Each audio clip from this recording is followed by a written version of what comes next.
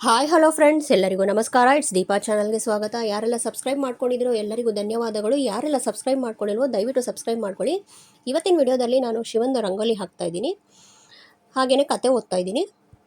ಧರ್ಮಾತ್ಮರಾದ ಪಾಂಡವರಿಗೆ ಸಹಜ ಧನವಾಗಿದ್ದುದು ಪ್ರಜಾನುರಾಗ, ಧರ್ಮವತ್ಸಲರ ನಿಷ್ಠೆ, ಪ್ರೀತಿ, ಅವರಿಗಾದ ಅನ್ಯಾಯಕ್ಕೆ ದುಗುಡ, ಕಣ್ಣಿನಿಂದ ಕಪಟ ಜೂಜಿನ ಆಟವನ್ನು ಕಾಣದಿದ್ದ ಹಸ್ತಿನಾವತಿಯ ಸಾಮಾನ್ಯ ಪ್ರಜೆಗಳಿಗೂ ಇಲ್ಲೇನೋ ಮೋಸ ನಡೆದಿದೆ ಎಂಬುದು ಹೃದಯದ ಸ್ಪಷ್ಟ ಅನಿಸಿಕೆಯಿತ್ತು. ಧರ್ಮ ಬಿಡದವನು ಯುಧಿಷ್ಠಿರ ಎಂಬ ನಂಬಿಕೆ ಅಚಲವಾಗಿದ್ದು, ಅಲ್ಲಿ ಇಂದ್ರಪ್ರಸ್ಥದಲ್ಲಿ ಶಿಶುಪಾಲ ವಧೆಯ ನಂತರ ದೊರೆ ಮಾಡಿದ ಪ್ರತಿಜ್ಞೆಯನ್ನು ಕೇಳಿದ್ದ ಅವರಿಗೆ ಈ ಪ್ರತಿಜ್ಞೆಯೇ ಅವನನ್ನು ಕಟ್ಟಿಹಾಕಿದೆ ಎಂಬುದರಲ್ಲಿ ಸಂದೇಹ ಬರಲಿಲ್ಲ. ದ್ರೌಪದಿ ಪರಿಭವ, ವಿದುರನ ಹಿತೋಕ್ತಿ, ಧೃತರಾಷ್ಟ್ರನ ಕಪಟ, ದ್ರೋಣ ಭೀಷ್ಮರ ವಿಚಿತ್ರ ವರ್ಣೆಗಳ ನಡತೆ, ಸಭಾಸದರ ಮೌನ, ಪಾಂಚಾಲಿಯ ಧರ್ಮಸೂಕ್ಷ್ಮದ ಪ್ರಶ್ನೆಗಳು, ಪ್ರಥಮ ದ್ಯೋತದಲ್ಲಿ ಪಾಂಡವರ ಪ್ರತಿಜ್ಞೆಗಳು, ಧೃತರಾಷ್ಟ್ರ ನಡುಗಿದ್ದು ಸೋತದ್ದೆಲ್ಲವನ್ನೂ ಪಾಂಡವರಿಗಿತ್ತು ಸಾಂತ್ವನ ಮಾಡಿದ್ದು, ಅನುದ್ಯೋತ ಈ ಸಲದ ವಿಚಿತ್ರಪಣ, ಈ ವನವಾಸ, ಅಜ್ಞಾತವಾಸಗಳ ನಿರ್ಬಂಧಗಳಲ್ಲಿ ಹಸ್ತಿನಾವತಿಯನ್ನೇ ಮೃತ್ಯುದೇವತೆಗಿಂತ ದೃಶ್ಯ ಎಲ್ಲರಿಗೂ ಕಾಣಲಾರಂಭಿಸಿತು. ಸ್ತ್ರೀಯರು ಮನೆ ಮನೆ ಜಗುಲಿಗಳಲ್ಲಿ ನಿಂತು ಸೆರಗುಗಳಿಂದ ಕಣ್ಣೊರೆಸಿ ಕೊಳ್ಳುತ್ತಿದ್ದುದು ಪಾಂಡವರ ಹೃದಯವನ್ನು ಇರಿಯಿತು. ಮಧ್ಯವಯಸ್ಕರು, ಹಿರಿಯರು, ಶ್ರೋತ್ರಿಯರು, ವೃದ್ಧ ತಾಪಸರು, ಅಗ್ನಿಹೋತ್ರಿಗಳು, ಬ್ರಾಹ್ಮಣ ಸಮುದಾಯ ನಿಶ್ಶಬ್ದವಾಗಿ ಹಿಂಡು ಹಿಂಡಾಗಿ ಪಾಂಡವರ ಹಿಂದೆ ಹೊರಟಿತ್ತು. ಮನೆ ಮನೆಗಳಲ್ಲೂ ಕೂಡಿಕೊಳ್ಳುತ್ತಾ ಬ್ರಾಹ್ಮಣ ಸಮುದಾಯ ಹಿರಿದಾಗುತ್ತಾ ಹಿಂಬಾಲಿಸುತ್ತಿದ್ದ ದೃಶ್ಯ ರಾಮಾಯಣದ ಶ್ರೀರಾಮಚಂದ್ರನ ವನವಾಸಾರಂಭವನ್ನು ನೆನಪಿಸುವಂತಿತ್ತು. ಅಷ್ಟಷ್ಟು ದೂರದಲ್ಲಿ ಇತರ ವರ್ಣಗಳವರು ಸೇರಿಕೊಳ್ಳುತ್ತಿದ್ದರು. ಯುಧಿಷ್ಠಿರನ ನಿಷ್ಠ ಸೇನಾಪಡೆಯ ಯೋಧರು, ರಾಜನಿಷ್ಠ ವಣಿಂಗು ಜನರು, ನಾನಾ ಸೇನಾವೃತ್ತಿಗಳವರು ಹಿಂಬಾಲಿಸಿದರು. ಜನ ಸುಮ್ಮನೆ ಹಿಂಬಾಲಿಸಲಿಲ್ಲ. ಅವರವರು ಆಡಿಕೊಳ್ಳುತ್ತಿದ್ದ ಮಾತುಗಳು ಯುಧಿಷ್ಠಿರನ ಕಿವಿಗೆ ಬಿದ್ದವು. ಇನ್ನೇನು ಈ ಊರು ಹಾಳಾಗುತ್ತಿದೆ, ಈ ದುಷ್ಟಕುಲವು ಹಾಳಾಗುತ್ತದೆ. ಆಗ ನಮ್ಮ ನಿವಾಸಗಳಲ್ಲಿ ಹೇಗೆ ಉಳಿಯುತ್ತೇವೋ, ಪಾಪಿ ದುರ್ಯೋಧನನ ವಂಚಕ ಶಕುನಿಯ, ಕ್ರೂರ ಕರ್ಣನ, ಬರ್ಬರ ದುಶ್ಯಾಸನನ ಆಳ್ವಿಕೆಯಲ್ಲಿ ಬೇರಾವ ಸಭ್ಯಗೃಹಸ್ಯ ಕುಲಾಚಾರನಿಷ್ಠ ಕಸುಬುದಾರ ಧರ್ಮ ಬಿಡದ ದುಡಿಮೆಯ ಜನ ಬದುಕಲಾದೀತು. ಇಲ್ಲಿ ಧರ್ಮವೇ ಇಲ್ಲ ಎಂದ ಬಳಿಕ ಅರ್ಥ ನಿಲ್ಲುವುದೆಲ್ಲಿ? ಧರ್ಮಾರ್ಥಗಳು ಇಲ್ಲದಲ್ಲಿ ಸ್ವಾತಂತ್ರ್ಯ ಎಲ್ಲಿ? ಸ್ವಾತಂತ್ರ್ಯ ಇಲ್ಲದ ಭಯದ ಆಡಳಿತೆಯ ನೆರಳಲ್ಲಿ ಮೋಕ್ಷಾರ್ಥಿಯ ಸಾಧನೆ ಹೇಗೆ ಸಾಧ್ಯ? ಚಕ್ರವರ್ತಿಯ ಮಾನಕ್ಕೆ ಕೈ ಹಾಕಿದ ಧೂರ್ತರು ಬೇರಾವ ಸ್ತ್ರೀಯರನ್ನು ಮಾನದಿಂದ ಬಾಳಲು ಬಿಟ್ಟಾರು?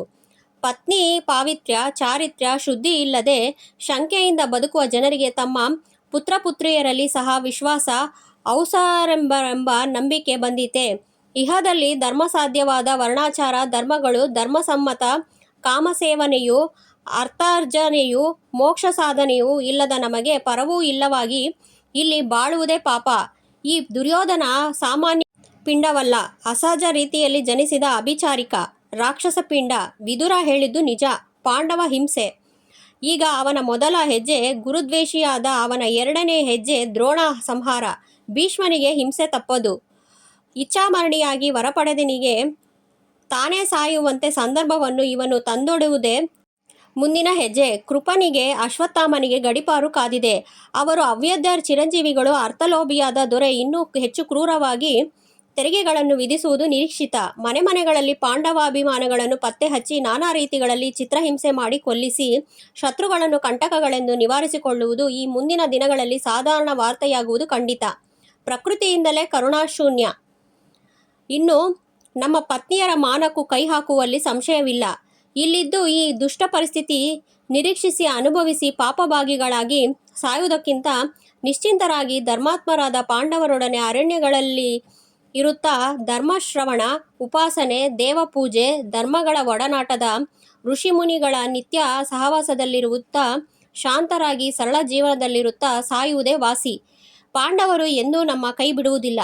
ಕರುಣೆಯುಳ್ಳ ಉದಾವ್ರತರು, ಶೀಲವಂತರು, ಧರ್ಮದ ಆಸ್ತಿಯ ದೇವಸ್ವರೂಪರು, ಅನ್ಯಾಯಕ್ಕೆ ಹೆದರುವವರು, ಆಕಾರದಲ್ಲಿ ನಾಚಿಕೆಯುಳ್ಳ ಮರ್ಯಾದವಂತರು.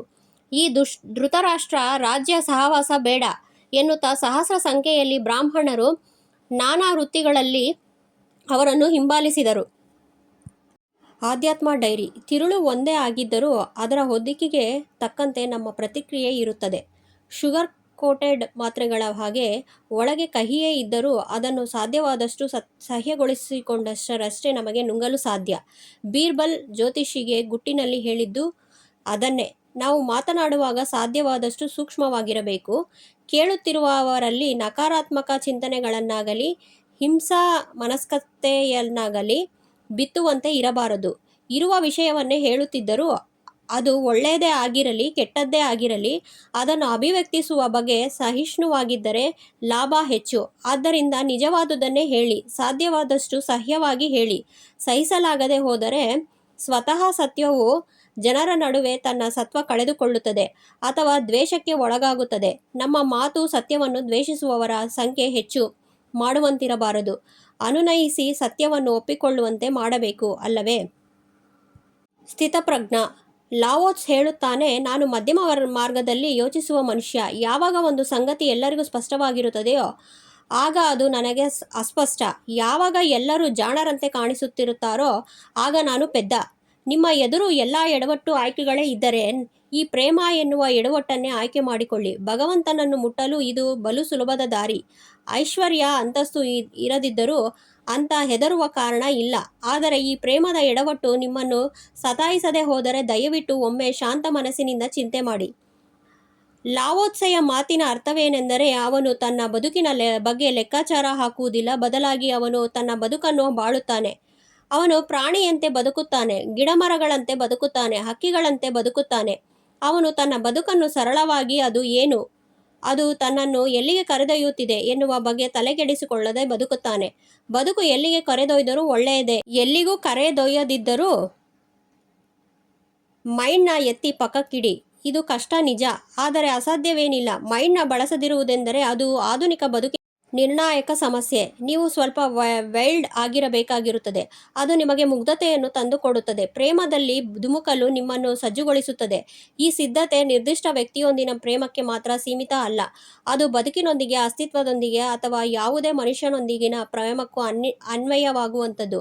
ಅದು ಪೇಂಟಿಂಗ್ಸ್ ಬಗ್ಗೆ ಇರಬಹುದು, ಕಾವ್ಯದ ಬಗ್ಗೆ ಇರಬಹುದು, ಡಾನ್ಸ್ ಬಗ್ಗೆ ಇರಬಹುದು, ಸಂಗೀತ ನಾಟಕದ ಬಗ್ಗೆ ಇರಬಹುದು, ಬೇರೆ ಯಾವುದಾದರ ಬಗ್ಗೆಯೂ ಇರಬಹುದು. ಆದರೆ ಇದು ಉತ್ಕಟ ಪ್ರೇಮದ ಬಗ್ಗೆ. ಪ್ರೇಮ ನಿಮ್ಮ ಇಡೀ ಬದುಕನ್ನು ಆವರಿಸಿಕೊಳ್ಳುವ ಬಗೆ. ಮತ್ತು ಈ ಪ್ರೇಮದಲ್ಲಿ ನೀವು ಎಷ್ಟು ಮುಳುಗಿ ಹೋಗಿರುವುದೆಂದರೆ ಹೊರಗೆ ಬಾಕಿ ಏನೂ ಉಳಿದಿಲ್ಲ. ಆಗ ನೀವು ಮತ್ತು ನಿಮ್ಮ ಪ್ರೇಮ ಒಂದಾಗುತ್ತೀರಿ. ಈ ಪ್ರಕ್ರಿಯೆ ನಿಮ್ಮ ಬದಲಾವಣೆಗೆ ಕಾರಣವಾಗುತ್ತದೆ.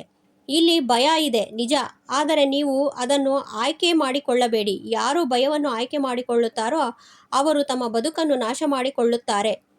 ಎಲ್ಲರಿಗೂ ನಮಸ್ಕಾರ, ಧನ್ಯವಾದಗಳು.